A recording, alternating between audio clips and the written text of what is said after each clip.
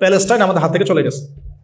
এবং জেরুজালেম এই পবিত্র জায়গা যেখান থেকে শেষ জামানায় 40 বছর ঈসা আলাইহিস সালাম খেলাফা এস্টাবলিশ করবেন, সেই জায়গা আমাদের হাত থেকে চলে গেছে।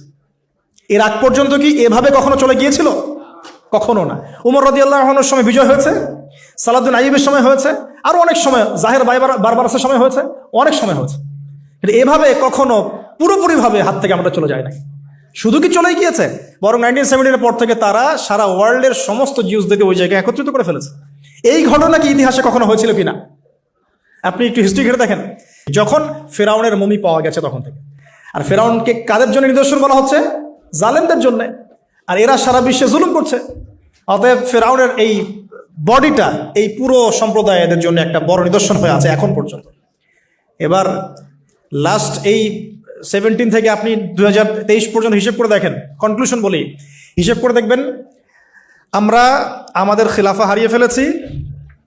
মুসলিম উম্মাকে বিটস অ্যান্ড পিসেস অনেকগুলো কান্ট্রিতে ভাগ করে দেওয়া হয়েছে।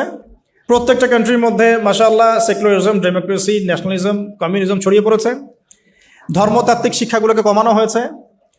আপনার ইকোনমিক সেকশনে রিবাকে প্রমোট করা হয়েছে।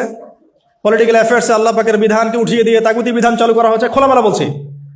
তারপরে পর্দা, বেহায়াপনা, জেনা, পর্নোগ্রাফি, এভরি সিঙ্গেল যে কুফর, হারাম যেগুলো